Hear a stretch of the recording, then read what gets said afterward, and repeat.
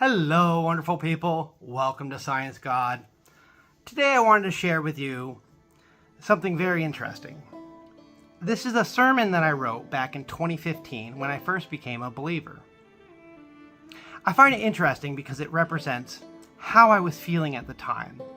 And looking back at it now, it's really not too bad. It sure is pure of heart, but it was very naive.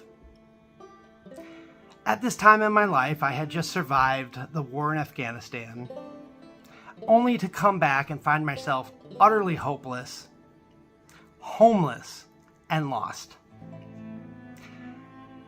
And then it was around this time that I found myself fortunate enough, somehow, to get married. And I was just so overwhelmed with gratitude for the positive turn of events in my life that I wrote this series of sermons based on my new understanding of God, Christianity, and the wisdom I learned from Dr. Wayne Dyer. Now, previously at this point, I had been kind of railing against religious fundamentalists as I found myself a rather hardcore scientist. And I thought the Bible was maybe valuable, but definitely not true.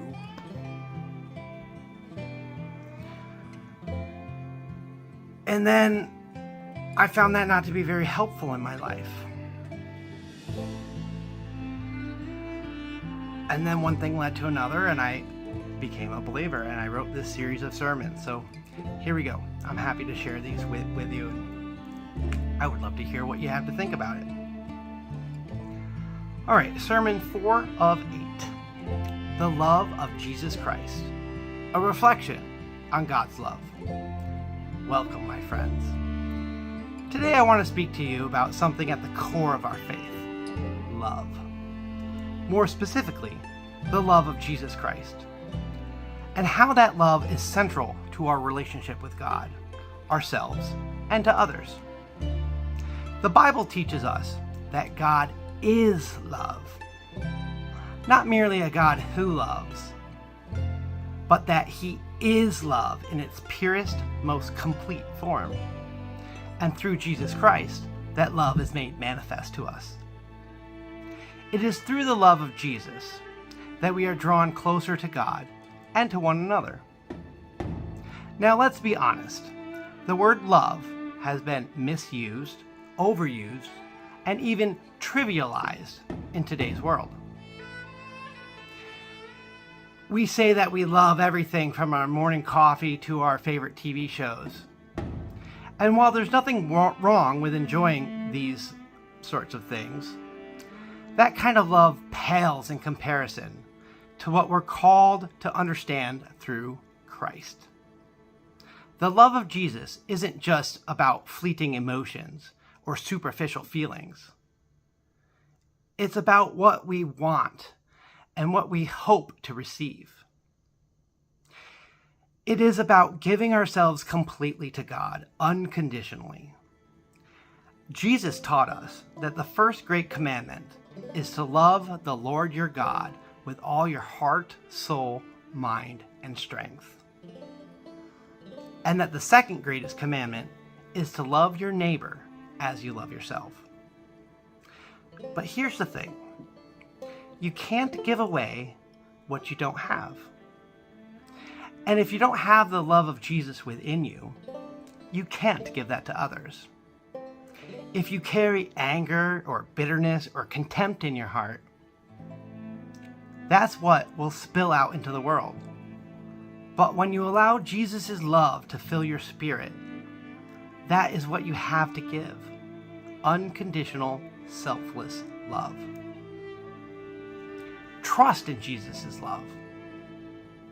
Life will bring unexpected challenges, trials, and even suffering. But Jesus' love gives us the strength to face whatever comes our way. We must trust in His love and be willing to let go, surrendering to God's will, with the confidence that He loves us and has a plan for us. Each time we choose to respond to hate with love, to injustice with grace, you are spreading the love of Jesus. You're not allowing the world to dictate how you should react. Instead, you're allowing the love of Jesus to transform the world around you. As followers of Christ, we are called to do something radical. Love our enemies. This is not easy, but it is one of the most profound ways we can reflect on God's love. When you encounter someone who opposes you, send them the love of Jesus. And remember that forgiveness is not just for the other person, it's also for you. Forgiveness frees you from the chains of anger and resentment.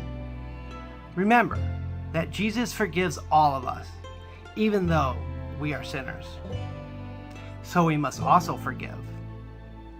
Say this to yourself every day.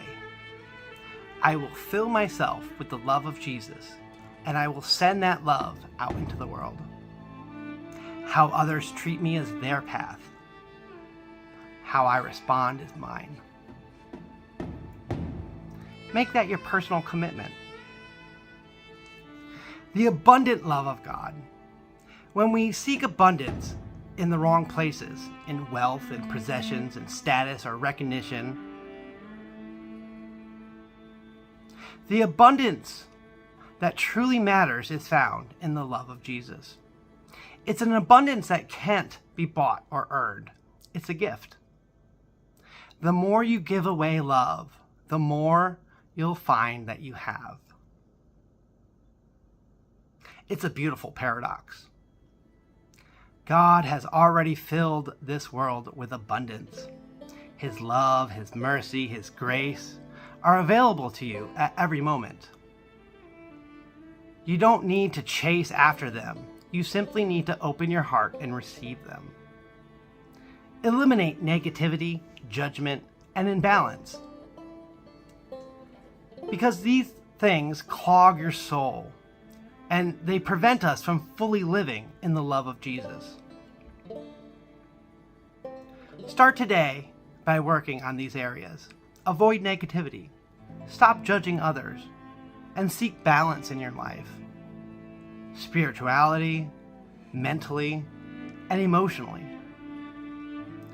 When you eliminate these distractions, you'll find that you're more in tune with the Holy Spirit and can live in a higher state of love and peace.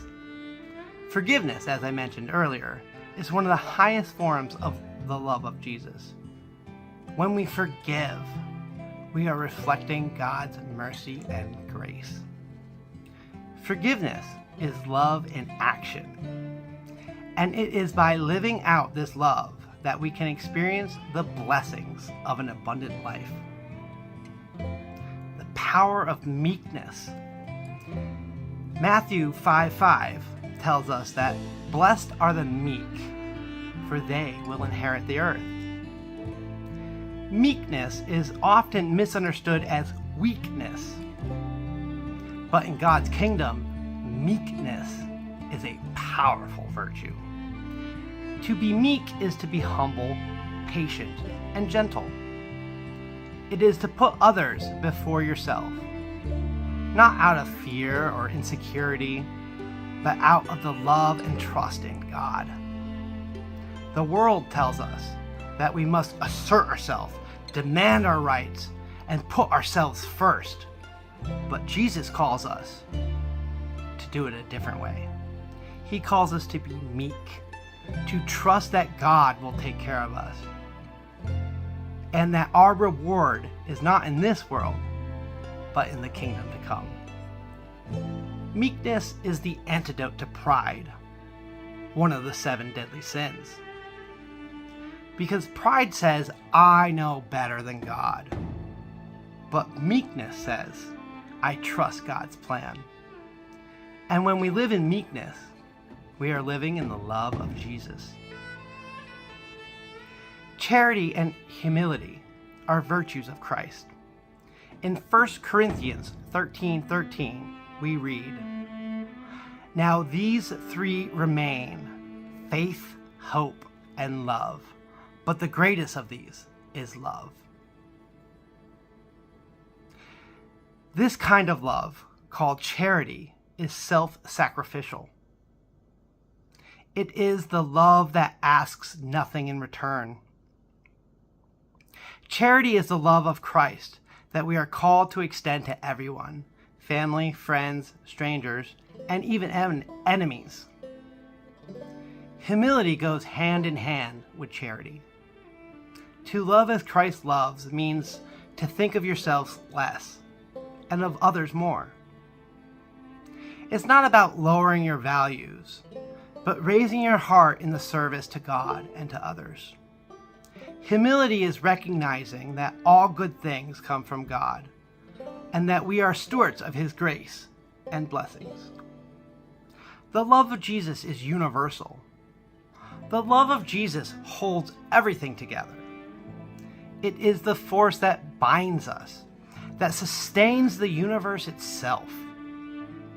And when you align your thoughts, actions, and words with this divine love, you tap into a power greater than anything you've ever known.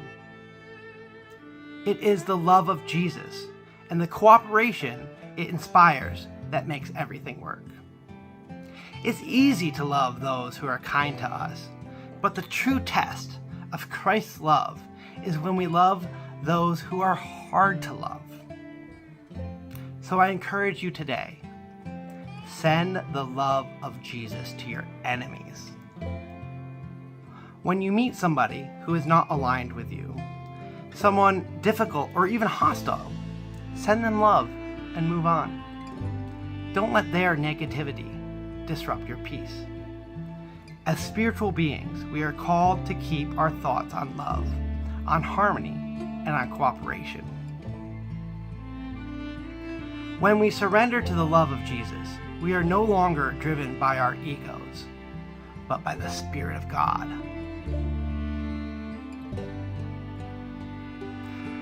We live one day at a time, following the guidance of the Holy Spirit, and in doing so, we become vessels of love, peace, and forgiveness. So in conclusion, surrender to God's love. My friends, I leave you with this. Just surrender. Let go of the need to control and to judge others and to fight. Trust that Jesus' love will never fail you. When you fill yourself with His love, you will become a beacon of light in this world. You'll find that the more love you give, the more love you have. Let us remember that the whole universe is held together by the love of Jesus Christ. The more we align ourselves with that love, the more we will experience the abundance and the joy and the peaceful life that God has intended for us. And with that, I say thank you, and may the love of Jesus be with you always. God bless, and thank you for listening.